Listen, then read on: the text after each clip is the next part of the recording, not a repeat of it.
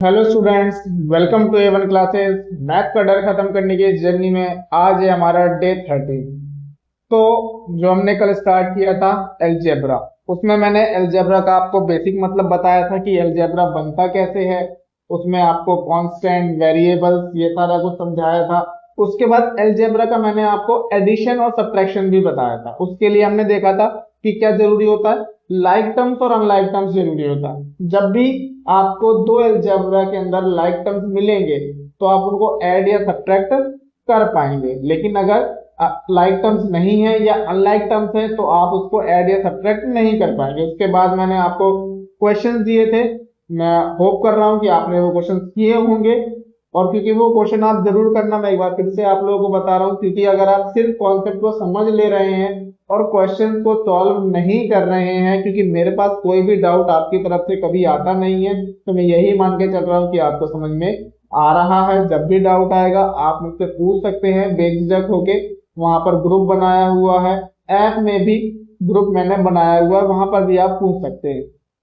बाकी मैं बस फिर से यही कहना चाहूंगा कि आप क्वेश्चन जरूर करिए, क्योंकि जब तक आप क्वेश्चन नहीं करेंगे, जो ये कॉन्सेप्ट्स हैं ये आपके मसल मेमोरी में नहीं आएंगे। और ये आपके मसल मेमोरी में आना बहुत जरूरी है कि मतलब जब भी आप इस तरीके से अलजेब्रा देखें या फ्रैक्शन देखें तो उस तरीके से वर्क करना चाहिए जो मैंने आपको सिखाया है। अगर आपने सिर्फ अभी देख लिया और क्वेश्चंस को प्रैक्टिस नहीं किया तो आप 8-10 दिन 15 दिन बाद फिर से वो चीजें भूल जाएंगे और वो प्रैक्टिस में आपके नहीं आएगा। तो आपको प्रैक्टिस करना बहुत जरूरी है।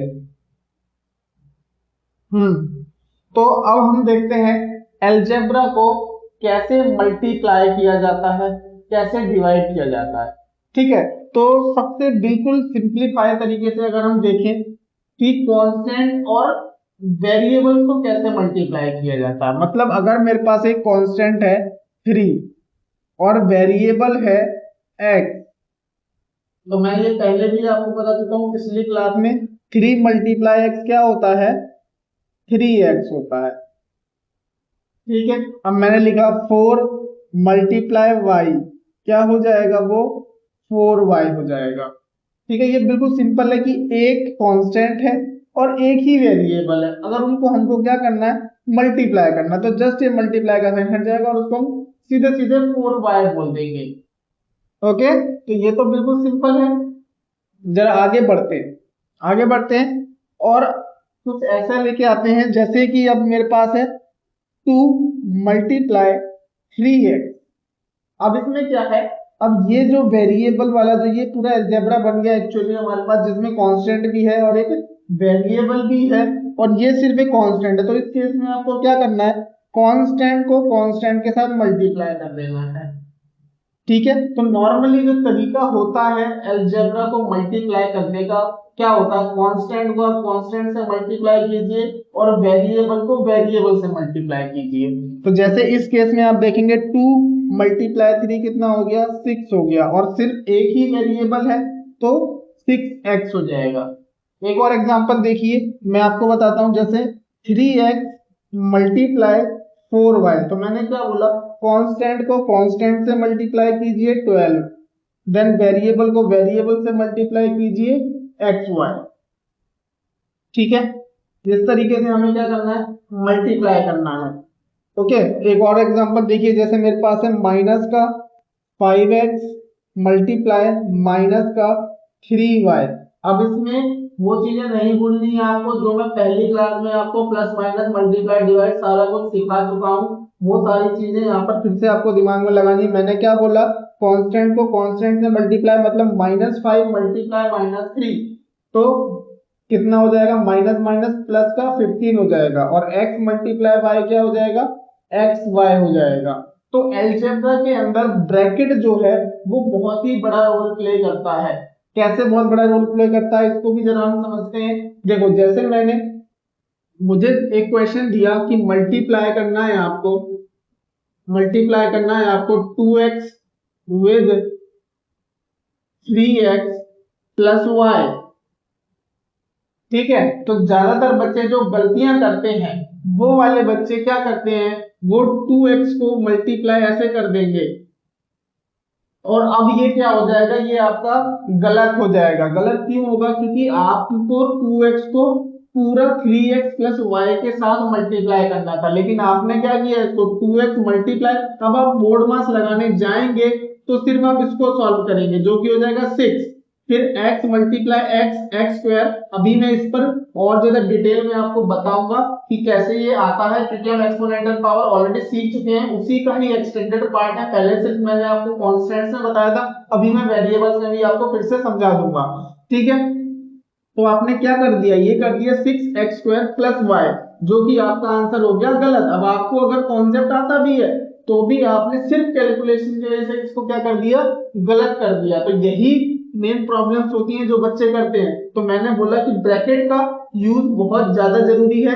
तो हम इसमें कैसे करेंगे, जब भी एक या एक से ज्यादा टर्म हो जिसको आपको मल्टीप्लाई करना है, तो आप वहां पर ब्रैकेट का यूज करेंगे हमेशा। जैसे 2x में मल्टीप्लाई करना है 3x प्लस वाई को, तो 3x प्लस वाई में क्या है, दो टर्म है, तो उसको लिखने से पहले आपको ब्रैकेट जरूर लिखना चाहिए। अब जैसे सपोज करो किसी ने मुझे बोला कि मल्टीप्लाई करो, आप मल्टीप्लाई करो 3x प्लस 5 को 2x माइनस 4 के साथ, ठीक है। तो क्या करते हैं, 3x plus 5 multiply 2x minus 4 कर देते हैं, जो कि हो गया गलत, क्योंकि अब आप बोर्ड मास को फॉलो करेंगे तो सिर्फ इसको मल्टीप्लाई सॉल्व कर देंगे, और ये क्या हो जाएगा, ये हो जाएगा 3x प्लस 10x माइनस 4। लेकिन आपको क्या करना है, आपको ब्रैकेट लगाना है। जब आप ब्रैकेट लगाएंगे तो अभी मैं आपको दिखाऊंगा, ये मैं बेस बना रहा हूं, ये मैं प्रॉब्लम बना रहा हूं कि ये प्रॉब्लम है, तो इस प्रॉब्लम को सॉल्व कैसे करना है, ठीक है। तो ये प्रॉब्लम आएगी जब एक या एक से ज्यादा टर्म है हमारे पास। तो एक टर्म का तो हम समझ गए, नॉर्मली हमको क्या करना है, लेकिन अगर एक या एक से ज्यादा टर्म्स वाले अलजेब्रिक एक्सप्रेशंस हैं हमारे पास, तो उसको कैसे मल्टीप्लाई करना है, तो वहां पर आपको यूज करना है डिस्ट्रीब्यूटिव प्रॉपर्टी का। डिस्ट्रीब्यूटिव प्रॉपर्टी का आप यूज करेंगे, जो कि बहुत ही इजी है अगर आप समझ गए तो। जैसे अगर मैं पहले वाले क्वेश्चन को देखता हूं, पहला वाला मेरा क्वेश्चन क्या था, मुझे 2x को मल्टीप्लाई करना था 3x प्लस वाई से, ठीक है। तो अब आपको क्या करना है, ये जो आपका ब्रैकेट के बाहर वाला नंबर है, इसको आप मल्टीप्लाई करेंगे सारी टर्म्स के साथ, जितनी भी टर्म्स हैं अंदर सबके साथ करेंगे आप। इधर एक टर्म और ये दूसरी टर्म, तो ये क्या हो जाएगा, 2x multiply 3x plus 2x multiply y।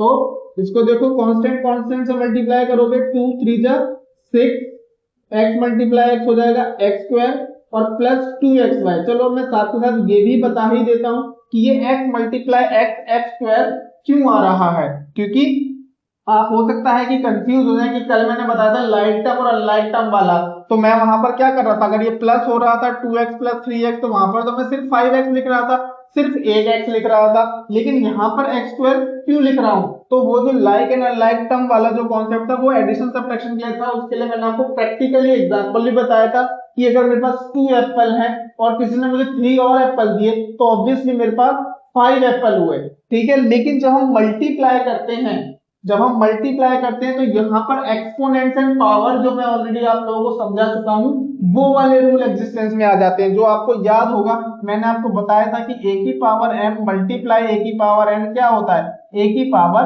m plus n होता है। a की power m divided by a की पावर n क्या होता है, a की पावर m माइनस n होता है। तो ये वाली जब हम प्रॉपर्टीज की बात करते हैं, तो आप देखो ध्यान से जरा, ये x है और ये भी x है, मतलब दोनों के बेस क्या है, सेम है। जब दोनों के बेस सेम है, और मैंने एक चीज और बताई थी तभी आपको, अगर कोई भी नंबर में कोई भी पावर या एक्सपोनेंट नहीं है, तो वहां पर हमेशा कौन सी एक्सपोनेंट होती है, हमेशा होता है 1। तो इसके ऊपर क्या है, 1 है।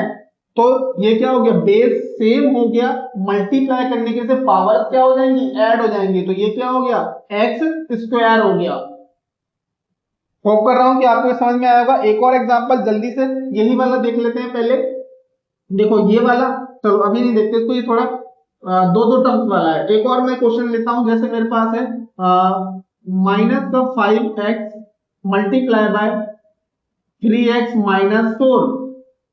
आपको इसको मल्टीप्लाई करना है, आप क्या करेंगे, माइनस का 5x multiply by 3x then minus का 5x मल्टीप्लाई माइनस का 4, तो ये क्या हो गया माइनस का 15x मल्टीप्लाई x हो गया x स्क्वायर, और ये माइनस 5 4 जा 20 और ये x हो गया। ठीक है, समझ में आया आपको कैसे ये x का x स्क्वायर हुआ है? इसमें एक्सपोनेंशियल पावर वाला प्रॉपर्टी हम यूज करते हैं। और देखते हैं देखो जरा, अगर मेरे पास एक क्वेश्चन है, 2xy मल्टीप्लाई करना है इसको मुझे 3x माइनस वाई से। अब जरा इसको ध्यान दो, ये क्या हो जाएगा, ये हो जाएगा 2xy मल्टीप्लाई बाय 3x, ये एक टर्म है, ये दूसरी टर्म है, minus 2xy multiply by y। अब क्या करेंगे, मैंने बोला नंबर को नंबर के साथ मल्टीप्लाई, तो 2 3 जा तो 6 हो गया। अब वेरिएबल को वेरिएबल से मल्टीप्लाई करोगे, मतलब क्या होगा, मतलब होगा x y और मल्टीप्लाई x, तो y तो कुछ ही नहीं है, y अलग है, तो x और x की सिर्फ हम मल्टीप्लाई कर सकते हैं, y के साथ नहीं कर सकते, y अलग है, तो वो क्या हो जाएगा, ऐसा ही रह जाएगा जैसे मैंने आपको यहाँ पर बताया कि 3x मल्टीप्लाई 4y, दो अलग अलग अगर वेरिएबल है तो सिर्फ वो क्या हो जाएंगे, एक दूसरे के साथ इस तरीके से आ जाएंगे। तो वैसे ही यहाँ पर भी होगा, ये x है और ये भी x है, ये क्या हो गया, ये x स्क्वायर हो गया आपका, ठीक है, और y सेपरेट कर देंगे। उसके बाद इसमें देखो, इसमें ये 2 है और ये 1 है, कुछ भी नहीं है, तो 2 का 2 हो जाएगा, 2 1 जाए 2, और यहाँ पर y और y सेम है, तो x सेम रहेगा और ये y स्क्वायर हो जाएगा। ठीक है, तो ये हम देख रहे हैं मल्टीप्लीकेशन। आगे बढ़ते हैं, आप लोगों को बेसिक मल्टीप्लीकेशन बताया कि किस तरीके से काम करता है। ठीक है, अब जरा हम स्पेसिफिक होते हैं और थोड़ा सा और लेवल को आगे बढ़ाते हैं, लेकिन उससे पहले हमें ये जानना पड़ेगा कि टर्म के बेसिस में जो अलजेब्रिक एक्सप्रेशंस होती हैं वो क्या क्या होती हैं। अगर मैं बात करूं कि अगर हमारे पास कोई एक टर्म का एक टर्म का अलजेब्रिक एक्सप्रेशन है, जैसे कि मेरे पास 2x है, माइनस x है, 3y है, ये सारे के सारे हैं मोनोमियल। क्या है, मोनोमियल। उसके बाद अगर कोई मेरे पास दो टर्म्स का है, क्या है, दो टर्म्स का कोई अगर मेरे पास अलजेब्रिक एक्सप्रेशन है, जैसे मेरे पास है 2x minus 3 minus x plus 4 3y minus 5, तो ये आपका हो जाएगा बायनोमियल। ठीक है, वैसे ही ट्राइनोमियल होता है जिसमें तीन टर्म्स हो जाएंगी आपकी, suppose x minus y plus 4 comma minus x plus 3y minus 8, then x minus 8 plus 3z, तो इस तरीके से ये हो जाएगा आपका ट्राइनोमियल। तो भाई अभी तो हमने बेसिक मल्टीप्लिकेशन देखी कि कैसे हमें बेसिक मल्टीप्लिकेशन करना है, जिसमें आपको मैंने क्या बोला, कांस्टेंट की मल्टीप्लाई कांस्टेंट से करनी है, वेरिएबल की मल्टीप्लाई वेरिएबल से करनी है, और डिस्ट्रीब्यूटिव प्रॉपर्टी बताई मैंने आपको, है ना। अब लेकिन क्या हो, अगर मैंने मोनोमियल से तो चलो एक तरीके से बता दिया आपको कि मोनोमियल से किस तरीके से आपको बाइनोमियल में भी मल्टीप्लाई करना है और ट्राइनोमियल में भी करना है। फिर से एक बार देख लेते हैं, एक मोनोमियल लेते हैं, एक मोनोमियल लिया मैंने सपोज 2x, अब मुझे 2x को एक बाइनोमियल से मल्टीप्लाई करना है, सपोज मैंने बाइनोमियल लिया 3y माइनस 5, तो मैंने आपको ऑलरेडी बताया आपको क्या करना है, ये जो बाहर वाला जो नंबर है ये अंदर हर एक टर्म के साथ सेपरेटली मल्टीप्लाई होगा, मतलब ये 2x जो है मल्टीप्लाई होगा पहले 3y के साथ, फिर यही 2x मल्टीप्लाई होगा 5 के साथ भी, और फिर मैंने जो बेसिक कॉन्सेप्ट बताया वो आप यूज करेंगे, कांस्टेंट की मल्टीप्लाई कांस्टेंट से, मतलब 6 वेरिएबल की, वेरिएबल से 6xy हो गया, यहां पर करेंगे तो ये 10x हो गया। तो ये आपको पहले भी समझ में आ गया था। ठीक है, अब मैं जरा देखता हूं मोनोमियल की मल्टीप्लाई करनी है अगर आपको ट्राइनोमियल से, जैसे अब मैं कोई सा दूसरा मोनोमियल लेता हूं, सपोज मैंने लिया 3y, अब आपको मल्टीप्लाई करनी है ट्राइनोमियल से, तो मैंने सपोज ये वाला ट्राइनोमियल लिया minus x plus 3y minus 8, तो वही सेम प्रोसीजर फिर से फॉलो होगा आपका।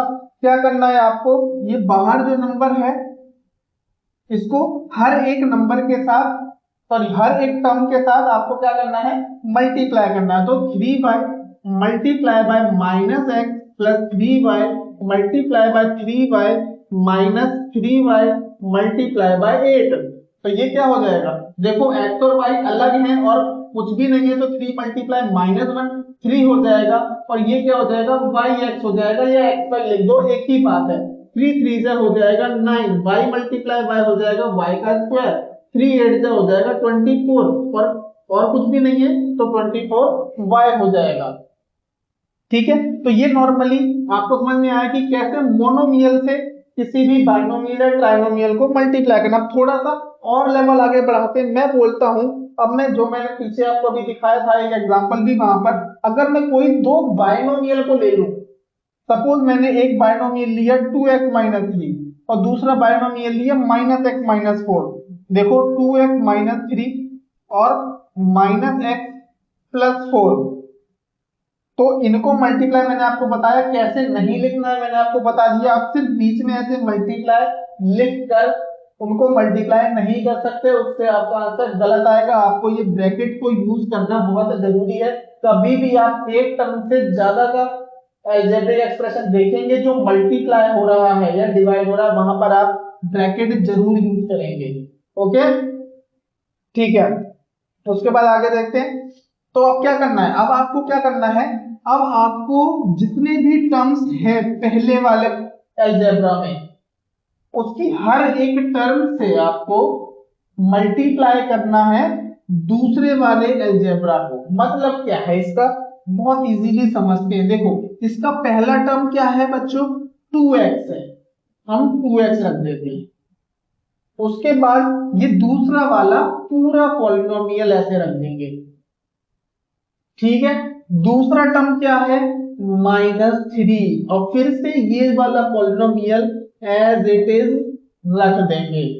अब क्या हो गया ये, अब तो मोनोमियल मल्टीप्लाई बायनोमियल हो गया, जो मैं ऑलरेडी आपको सिखा चुका हूं, है ना। तो जल्दी से इसको सॉल्व कीजिए स्टॉप करके और आंसर देखिए फिर आपका सही आता है कि नहीं आता है। तो इसका आंसर आ जाएगा आपका माइनस का 2x स्क्वायर, देन ये हो जाएगा आपका 8x, और ये हो जाएगा आपका प्लस का 3x, और ये हो जाएगा -12। अब जैसे ही आपने ये किया, आपको एक चीज ध्यान देनी होगी। क्या ध्यान देनी होगी, आप देखेंगे सर, अरे सर ये तो लाइक टर्म आ गई, ये तो क्या आ गई, लाइक टर्म। तो जैसे ही ये लाइक टर्म आई है और ये प्लस भी हो रही है, तो यानी हम इनको प्लस करेंगे, छोड़ेंगे नहीं ऐसे ही। माइनस का 2x स्क्वायर और 8 प्लस 3 कल मैं सिखा चुका हूं ऑलरेडी, तो मैं इसमें ज्यादा स्ट्रेस नहीं दे रहा हूं। सीधे सीधे हमारा ये आंसर इसका हो जाएगा -2x square plus 11x minus 12। ठीक है, इसी तरीके से और जरा लेवल बढ़ाते हैं। एक बाइनोमियल को लेता हूं और एक ट्राइनोमियल को लेता हूं। ठीक है, तो देखो मैंने एक बाइनोमियल लिया, सपोज -x प्लस 4, और ट्राइनोमियल से मैं मल्टीप्लाई कर रहा हूं उसकी, suppose -x plus 3y minus 8 से। तो मैंने क्या बोला आपको, जो पहला वाला जो अलजेब्रा है हमारे पास, ठीक है, जब पहला वाला जो अलजेब्रा है हमारे पास, तो उसकी हर एक टर्म से आपको इसको मल्टीप्लाई करना, मतलब -x को आपको मल्टीप्लाई करना -x प्लस 3y माइनस 8 से। उसके बाद +4 को भी आपको मल्टीप्लाई करना -x प्लस 3y -8 से। अब क्या करेंगे, हम -x को मल्टीप्लाई करेंगे -x से, तो ये हो जाएगा minus minus plus x square. अब धीरे धीरे आपकी स्पीड बढ़नी चाहिए, आपको ये लिखने की जरूरत नहीं होनी चाहिए हर बार कि मैं मल्टीप्लाई कर रहा हूं, आप डायरेक्ट कर सकते हैं उसको। ठीक है, हम -x को 3y से मल्टीप्लाई करेंगे, तो यहाँ क्या है, 1 है, 1 3 3 हो जाएगा, तो माइनस प्लस माइनस हो जाएगा। ये मैं ऑलरेडी सबसे पहले वाले लेक्चर में आपको प्लस माइनस वाला सारा कॉन्सेप्ट बता चुका हूँ, कैसे बोर्ड मास में अलग करते हैं, कैसे ब्रैकेट के अंदर से उसको बाहर लेकर आते हैं। ठीक है, अगर आप भूल रहे हैं तो मतलब आपने उसके क्वेश्चन प्रैक्टिस नहीं की है, तो प्लीज आप क्वेश्चन प्रैक्टिस जरूर कीजिए। ये क्या हो जाएगा, ये हो जाएगा माइनस का 3xy, और ये हो जाएगा माइनस माइनस प्लस 8x, और ये माइनस का 4x प्लस 4 की 12y, और ये माइनस का 32। अब इसमें जल्दी से सारी लाइक टर्म्स ढूंढ लीजिए आप। देखिए x स्क्वायर तो अकेला है, तो ये x स्क्वायर हो गया 3xy, और कहीं xy नहीं है, ये भी अकेला हो गया, इसको भी ऐसे ही लिख दो। देखो 8x और 4x ये लाइक टर्म्स हो गए, 8 माइनस 4x कल सिखा चुका हूं आपको। y भी अकेला है तो 12y, और कांस्टेंट भी अकेला है तो -32।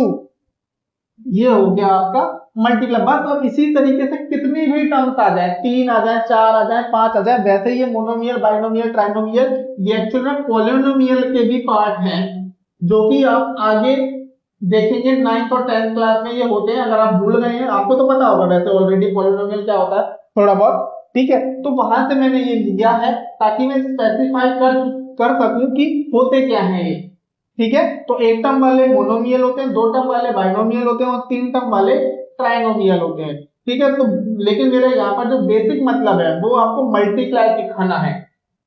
तो आपको ये मल्टीप्लाई समझ में आया। अब उसके बाद वो कितने भी टर्म्स आपको दे दे, आपको बस यही करना है, पहला वाला पॉलिनोमियल लेना है, उसकी सारी टर्म्स की मल्टीप्लाई दूसरा वाला, सॉरी पॉलिनोमियल मैंने फिर से बोल दिया, अभी पॉलिनोमियल में हम नहीं है, सॉरी सॉरी सॉरी।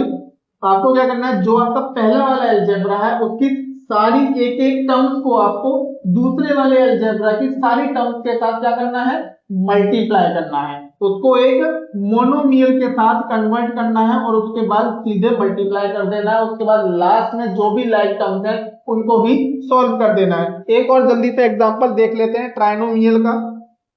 जैसे मेरे पास क्वेश्चन है x minus 2y plus 3z, मुझे इसको मल्टीप्लाई करना है 2x minus y plus z से, ठीक है।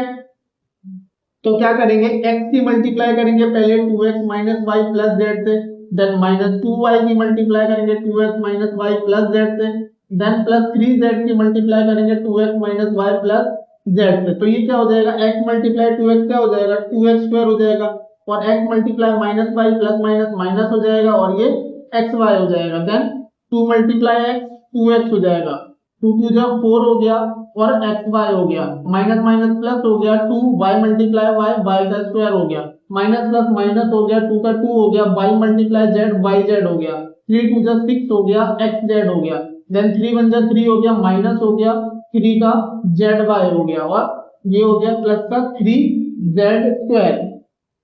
अब देखो ये एक्स वाई है, ये भी एक्स वाई है, और कहीं तो एक्स वाई नहीं है हमारे पास, तो एक्स स्क्वायर वाली एक टर्म है मेरे पास, तो मैं एक्स स्क्वायर वाली एक टर्म को रहने देता हूं यहाँ पर। और ये क्या हो गया, माइनस एक्स वाई और माइनस 4xy, तो ये क्या हो गई, लाइक टर्म हो गई, यहाँ पर कुछ नहीं है तो क्या है, -1 है, तो -1 और -4 कितना हो गया, माइनस का 5, और एक्स वाई का एक्स वाई सेम हो जाएगा। उसके बाद और देखो कोई लाइक टर्म है क्या, देखो ये वाई जेड है और ये भी जेड वाई और वाई जेड कल आप लोगों को बता चुका हूं सेम होता है उसका मतलब। तो देखो ये कितना हो जाएगा, -2 -3, ये भी माइनस का 5 वाई जेड हो जाएगा।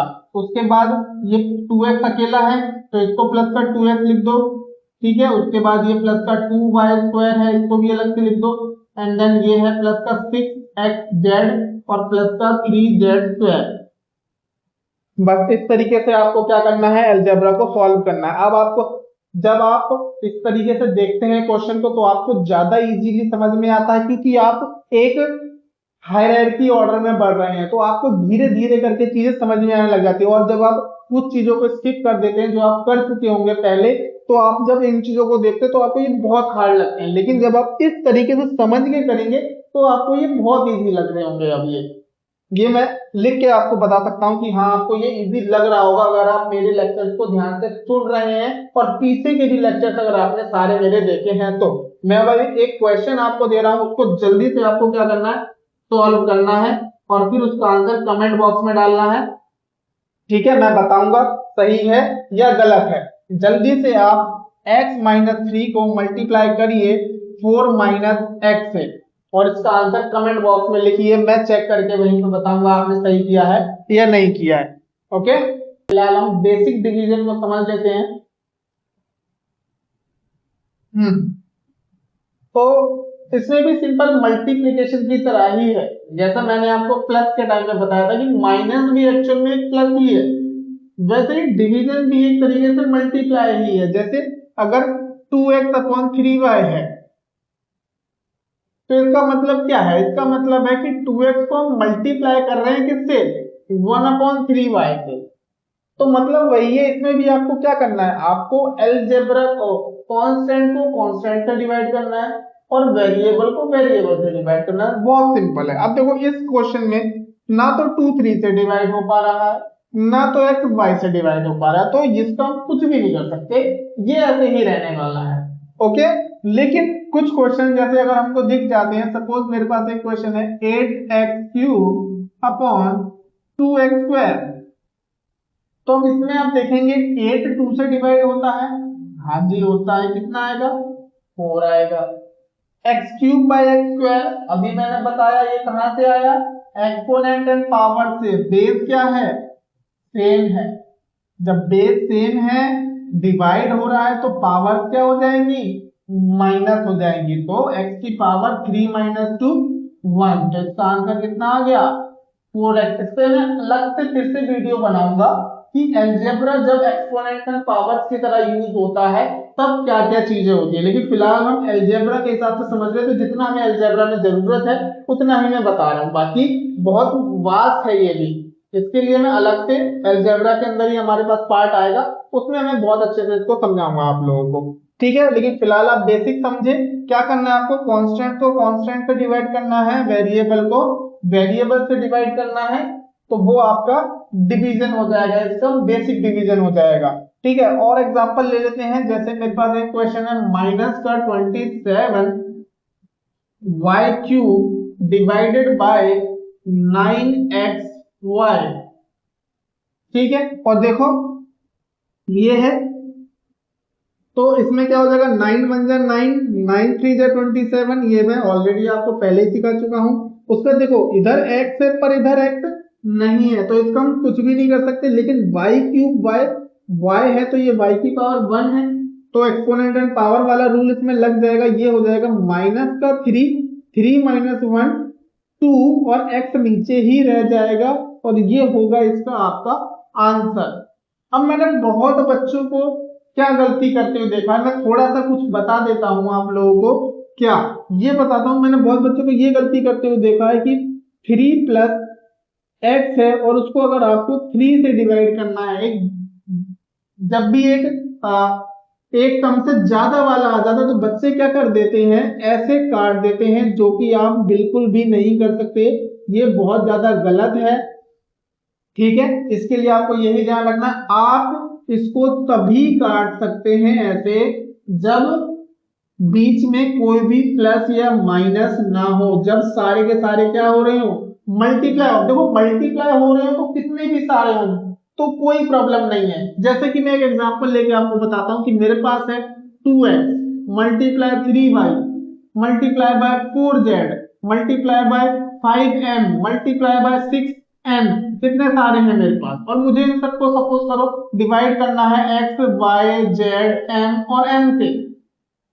अब ये बहुत सारे हैं लेकिन बीच में कहीं पर भी प्लस या माइनस नहीं है।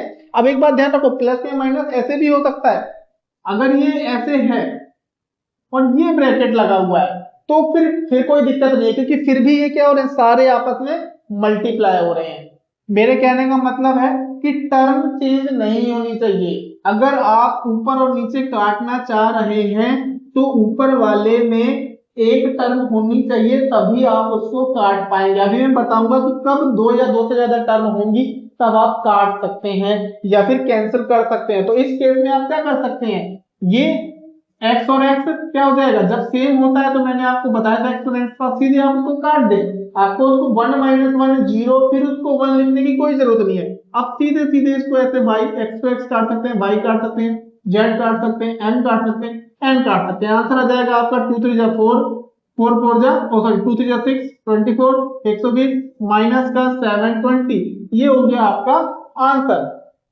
तो आपको ये चीज समझ में आई, आपको ये बिल्कुल भी नहीं करना है, ये मैंने बहुत अपने लाइफ में स्टूडेंट को करते हुए देखा है और मैं उनको कई बार बताता हूं, बट स्टिल वो इस चीज को फॉलो करते हैं और बार बार अपना आंसर गलत लेकर आते हैं। तो इस चीज को आपको बहुत ज्यादा ध्यान रखना है। जैसे एक और एग्जांपल अगर मैं लूं, सपोज मेरे पास है 2x प्लस 3y माइनस का 4z और नीचे आपको मिल गया 4z, तो बच्चे क्या कर देते हैं, ऐसे ऐसे काट देते हैं, ये क्या है, ये गलत है, आपको ऐसे नहीं करना है, ऊपर एक सिंगल टर्म होनी चाहिए अगर आपको ऐसा काटना है तो। या तो फिर मैंने अभी बोला कब आप ऐसा कर सकते हैं, या तो फिर कुछ ऐसा हो ऊपर और नीचे वाला एग्जैक्टली सेम हो, अगर दो या दो से ज्यादा टर्म है तब हम उसको पूरा काट सकते हैं। मतलब ये कि अगर ये ऐसे हो 2x प्लस 3y माइनस का 4z divided by 2x plus 3y minus का 4z, इस तरीके से है सपोज एक क्वेश्चन। अब क्या है, अब ये पूरा एग्जैक्टली सेम है, मतलब इस पूरे ब्रैकेट को अगर मैं एक चीज मानूं और इस पूरे को अगर मैं एक वैल्यू दूं तो इसकी भी क्या है, एक ही वैल्यू है, तो वो क्या हो सकता है, सेम और सेम कट सकता है। मतलब अब ये पूरा आपका कट जाएगा और इसका आंसर कितना आ जाएगा, 2 आ जाएगा। लेकिन ऐसे नहीं कर सकते आप, अगर ये पूरा का पूरा एग्जैक्टली सेम है तो आप कैंसिल कर सकते हैं। जैसे जैसे देखो मेरे पास एक और एग्जांपल मैं लेता हूं, मेरे पास x प्लस वाई है मल्टीप्लाई बाय माइनस का 3n प्लस का 2n है, और मुझे इसको डिवाइड करना है suppose 2 multiply x plus y से। तो आप इस 2 को इस 2 से नहीं काट सकते क्योंकि यहां पर क्या है, बीच में प्लस आ गया, ये एक सिंगल टर्म नहीं है। लेकिन अब ये पूरा x प्लस वाई, ये पूरा x प्लस वाई क्या हो रहा है, मल्टीप्लाई हो रहा है इस पूरे से। तो मतलब मैं ब्रैकेट के अगर अंदर ना जाऊं, मैं ब्रैकेट के बाहर से देखूं तो ये पूरा का पूरा एक सिंगल टर्म है। लेकिन जब मैं ब्रैकेट के अंदर जाऊंगा तो इसके ये पहला टर्म हो गया, ये दूसरा टर्म हो गया।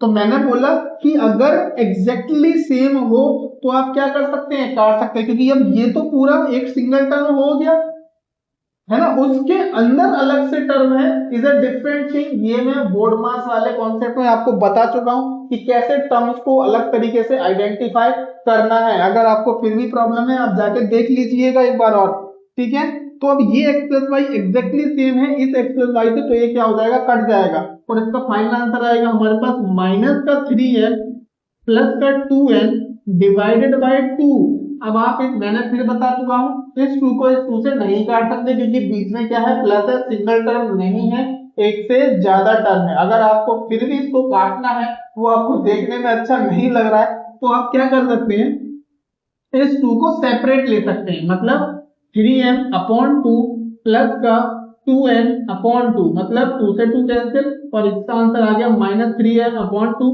प्लस का n, ये आपका आंसर आ जाएगा, ठीक है। और देखते हैं, जैसे अगर मेरे पास क्वेश्चन है 2xy प्लस का 3yz माइनस का 4xz, और मुझे उसको डिवाइड करना है सपोज xyz से, ठीक है। तो आप क्या करेंगे, अलग करेंगे इसको, 2xy अपॉन xyz प्लस का 3yz अपॉन xyz माइनस का 4xz अपॉन xyz। तो ये क्या हो गया, y से y कट गया, z से z कट गया, x से x कट गया, z से z, आंसर क्या आ गया, 2 upon z, 3 upon x, 4 upon y, ये आ गया आपका आंसर। अगर आपको काटना ही है तो ऐसे आप काट सकते हैं सेपरेटली उसको ले लेकर। और मैं आपको अभी बहुत सारी चीजें इसमें सिखानी बाकी हैं क्योंकि अलजेब्रा बहुत ज्यादा बड़ा कॉन्सेप्ट है। अभी हम इसमें कैसे सेम बनाते हैं, ठीक है, या फिर स्क्वायर है, क्यूब है, अभी तो ये बहुत सारी चीजें सिखानी बाकी हैं, वो सब भी मैं आपको सिखाऊंगा। फिलहाल आपको ये समझना है क्या, कि ऊपर एक सिंगल टर्म होनी चाहिए, या तो फिर नीचे जिसको डिवाइड मुझे करना है ऊपर वाले से एग्जैक्टली क्या होना चाहिए, सेम होना चाहिए, तब हम उसको कैंसिल कर सकते हैं। बट ऐसे ऐसे नहीं कर सकते जैसे ये है। या फिर अगर आपको कैंसिल करना ही है तो आप सबको क्या कर दो, सेपरेट कर दो, तो हर टर्म के साथ डिनोमिनेटर को क्या कर दो, डिस्ट्रीब्यूट कर दो, ओके। तो अब ये मैंने आपको अलजेब्रा में मल्टीप्लाई और डिवाइड करना सिखा दिया है। देखो मैं बुक्स के जो बेसिक जो नई नई चीजें हैं वो नहीं मैं आपको बताने वाला हूँ, क्योंकि वो चीजें तो आप खुद भी सीख सकते हैं जब आपको टीचर सिखाएगा। तो मेरा जो मेन टारगेट है कि आपको जो मैथ का डर लगता था, जो आप जब क्वेश्चन को सॉल्व करते हैं उनके बीच के में जो बहुत सारी चीजें आती हैं वो सिखाना मेरा काम है। मैं वही सिखा रहा हूँ आपको। मैंने मल्टीप्लाई सिखा दिया, डिवाइड सिखा दिया। मैं आपको अभी आज नहीं, आगे आने वाले लेक्चर्स में अलजेब्रा जब फ्रैक्शंस में होता है तब कैसे प्लस माइनस मल्टीप्लाई डिवाइड करना होता है वो भी मैं बताऊंगा, ठीक है। और अलग अलग पावर्स में होता है तो भी फिलहाल हम थोड़ा सा ये भी समझ लेते हैं, क्योंकि मैं पूरा पॉलिनोमियल में यहाँ पर नहीं जाने वाला हूँ इस तरीके से, तो फिर हम पूरा 9th और 10th ही करते रह जाएंगे। ठीक है, क्योंकि मेरा काम था फाउंडेशन और बेस करवाना, तो मैं उसके अकॉर्डिंग आपको बता देता हूँ। तो पॉलिनोमियल की अगर मैं बात करूं, तो पॉलिनोमियल क्या होता है, वो एक ऐसा एल्जेब्रिक एक्सप्रेशन होता है, एक ऐसा एल्जेब्रिक एक्सप्रेशन। और आपको पॉलिनोमियल पूरा समझना है तो उसके लिए भी मैंने वीडियो डाल रखी है, बट वो अलग से डाली है, 20 डेज फाउंडेशन में नहीं डाला है। तो पॉलिनोमियल की अगर बात करें, एल्जेब्रिक एक्सप्रेशन जो है, हाँ, ये एक एल्जेब्रिक एक्सप्रेशन होता है जिसकी जो पावर जो होती है, पावर्स जो होती हैं या एक्सपोनेंट्स जो होते हैं, वो हमेशा क्या होते हैं, होल नंबर्स होते हैं। ठीक है, तो बस मैं इतना ही इसमें समझा रहा हूँ, ज्यादा इसमें नहीं जा रहा हूँ। पूरा आपको अगर डीप में जाना है तो अलग से इसकी वीडियो पढ़िए, आप वहां से समझ सकते हैं। और क्योंकि ये हमारे नॉर्मल फाउंडेशन का पार्ट भी नहीं है, ठीक है, तो मैं ज्यादा थ्योरी में नहीं जा रहा हूँ, क्योंकि मैंने पहले ही बताया था मैं बिना अननेसेसरी थ्योरी के करवाऊंगा आपको, जो आपको काम आएगा, जो आपको एक्चुअल में जिसकी वजह से आपको मैथ में डर लगता है, वो चीजें मैं आपको बताऊंगा। ठीक है, तो ये मैंने आपको बता दिया। थोड़ा सा एक समझना ये जरूरी है कि जब हमने मोनोमियल, बाइनोमियल और ट्राइनोमियल समझ लिया, तो अब पॉलिनोमियल में वैसे ही डिग्री के बेसिस में भी टाइप्स आते हैं। अब डिग्री का मतलब समझते हैं जरा क्या होता है। डिग्री का मतलब होता है मैक्सिमम पावर। क्या होता है? Maximum power. सिंपल सी बात, जैसे अगर मैंने लिखा x square plus x minus three, इसकी डिग्री कितनी हो गई? 2 हो गई। और क्योंकि ये पॉलिनोमियल ऑलरेडी होना चाहिए, क्योंकि होल नंबर है, वो आप अलग से देखना, उसको वहां पर अलग से एक्सप्लेन है। अगर मैंने लिखा एक्स प्लस थ्री, तो इसकी डिग्री कितनी हो गई? 1 हो गई। ठीक है, तो ये चीज आपको समझनी है। अगर मैं बात करूं लीनियर पॉलिनोमियल की या लीनियर एल्जेब्रा की, लीनियर पॉलिनोमियल या फिर एल्जेब्रा की, तो मतलब उसमें जो मैक्सिमम डिग्री होगी या पावर होगी वो क्या होगी? 1 होगी। मतलब जैसे x प्लस थ्री हो गया, 2x माइनस फोर हो गया, x माइनस फाइव हो गया, ax प्लस बी हो गया, ये सब क्या है? ये सब लीनियर है। वैसे ही क्वाड्रेटिक, वैसे ही होता है क्वाड्रेटिक। क्वाड्रेटिक में क्या होता है? जिसकी डिग्री होती है 2, मैक्सिमम पावर कितनी होगी? 2 होगी। जैसे 2x square minus three x plus four, then 5x square minus three x plus two, then 6x, 3x square minus four, या सिर्फ x स्क्वायर, ये सब क्या है? आपकी क्वाड्रेटिक है। वैसे ही क्यूबिक होता है। क्यूबिक में डिग्री कितनी होती है? 3 होती है। जैसे मैंने लिख दिया x का क्यूब, फिर मैंने लिख दिया 2x क्यूब माइनस फोर, फिर मैंने लिख दिया 3x cube minus four x square minus two x plus one. तो ये क्या है? लीनियर, क्यूबिक और क्वाड्रेटिक है। इसमें सबसे ज्यादा जरूरी ये लीनियर वाला पार्ट है, क्योंकि इसमें हमेशा बीच में सॉल्व करने में हमें x की वैल्यू को फाइंड आउट करना होता है। तो हम नेक्स्ट क्लास में इसको ही वैसे देखने वाले हैं कि कैसे इस लीनियर को सॉल्व हमें करना है। बाकी ये मैंने पॉलिनोमियल आपको बता दिया, इसमें डीप आपको इन्फॉर्मेशन में जाना है तो आप जाके पूरा अलग से लेक्चर देख सकते हैं। ये हो गया आपका types of polynomial on the basis of degree. उसके बाद हम क्वाड्रेटिक में भी जाएंगे, बट क्यूबिक में नहीं जाएंगे, क्योंकि 10th तक हमारा इतना ही होता है। क्वाड्रेटिक में भी इसके लिए अलग से चैप्टर है, जो कि बहुत इजी चैप्टर है 10th क्लास में, वो भी आप समझ पाएंगे। तो बेसिक है हमारा लीनियर, क्योंकि इससे ही सारा कनेक्टेड है, पूरा का पूरा अलजेब्रा इसी से कनेक्टेड है, कैसे हम x की वैल्यू को फाइंड आउट करते हैं। क्वाड्रेटिक में स्पेशल केसेस आ जाते हैं, जिसको हम मिडल टर्म स्प्लिट से करते हैं या फिर क्वाड्रेटिक फार्मूला से करते हैं। मिडल टर्म स्प्लिट ऑलरेडी आप 8th या 9th क्लास में सीख चुके होंगे, और क्वाड्रेटिक फार्मूला आप 10th क्लास में सीखेंगे। तो वो कोई बेस का पार्ट नहीं है, वो एक अलग से कॉन्सेप्ट है जिसको आप समझ जाएंगे, और बीच में जो कैलकुलेशन है वो मैं आपको सिखा रहा हूँ सारी की सारी, कैसे आपको करनी है। और बाकी मैंने आपको बताया एल्जेब्रा में जो फ्रैक्शन है, जैसे कि 1 upon x plus three minus 2 upon x plus three, इस तरीके की चीजों को कैसे सॉल्व करना है, ये सब भी मैं आपको बताऊंगा। क्योंकि जब मेरा प्रॉमिस है आपसे कि मुझे फंडामेंटल के सारी चीजें आपको बतानी है, मैथ का डर खत्म करना है, तो मुझे पता है कि किस किस वजह से आपको मैथ में डर लगता है, वो सारी चीजें मैं कवर करूंगा यहाँ पर। ओके, तो ये आपको समझ में आ गया होगा टाइप्स ऑफ पॉलिनोमियल। अब एक चीज और है जो आपको समझनी रह गई है, वो है एक एल्जेब्रिक एक्सप्रेशन, एक एल्जेब्रिक एक्सप्रेशन और इक्वेशन के बीच में डिफरेंस।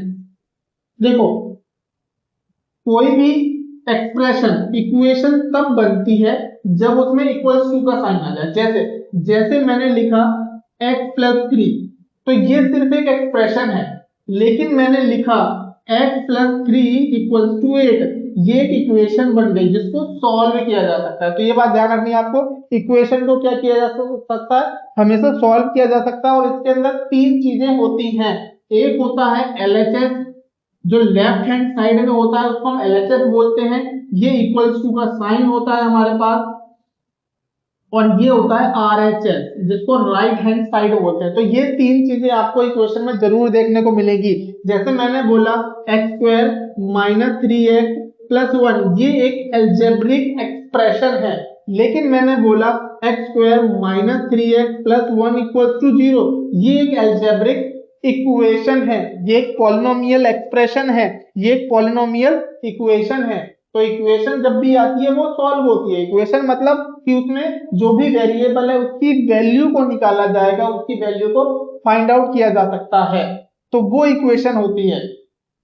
ठीक है, तो फिलहाल के लिए आप ये सब समझिए एक्सप्रेशन और इक्वेशन के बीच में, क्योंकि हम नेक्स्ट क्लास में लीनियर इक्वेशंस को सॉल्व करना सीखने वाले हैं, तो इसलिए मैंने पहले ही बता दिया कि इक्वेशंस होता क्या है, ताकि हम सीधे के सीधे नेक्स्ट क्लास में लीनियर इक्वेशंस पर फोकस कर पाए। ओके, होप कर रहा हूं कि आपको ये समझ में आया हो, क्योंकि समझाया मैंने ज्यादा है, क्वेश्चंस भी बहुत ज्यादा करवाए हैं। अब आपकी बारी है, आपको सारे क्वेश्चंस को सॉल्व करना है और अपने मैथ को डर को खत्म करना है। ठीक है, मैं बार बार फिर से वही बात कि डिस्क्रिप्शन में आपको लिंक मिल जाएगा टेलीग्राम का, वहां पर आपको क्वेश्चन मिल जाएंगे, या फिर आप प्ले स्टोर से ऐप डाउनलोड कीजिए A1 क्लासेस, वहां पर भी आपको 20 डेज चैलेंज नाम का एक कोर्स है, वहां पर आपको सारे क्वेश्चंस अपलोडेड ये मिल जाएंगे। Okay, thank you.